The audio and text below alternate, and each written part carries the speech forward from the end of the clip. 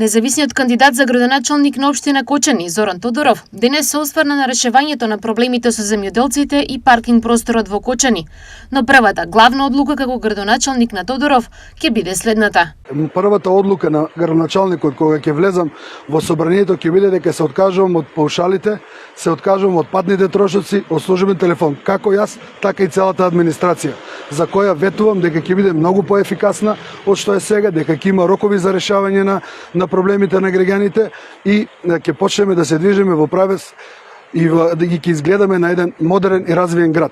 Политичката партија МААК денес реализираа средби со граѓани од штипските населби Три Чешми и Балканска. Како советници, доколку бидеме избрани, да ги детектираме проблемите што не тиштат во Штип и да ги ставиме на прва седница и да се бореме цело време за тие проблеми да бидат решени. Нашата голема битка не е за да изградиме 100 метри тротоар, да изградиме 300 метри улица и да изградиме 2 километри водовод.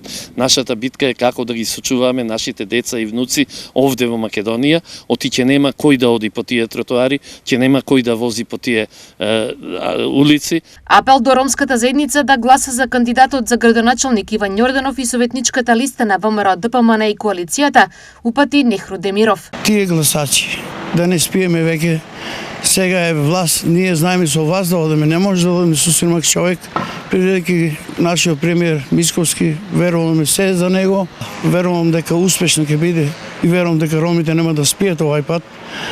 Оваа личност е голема.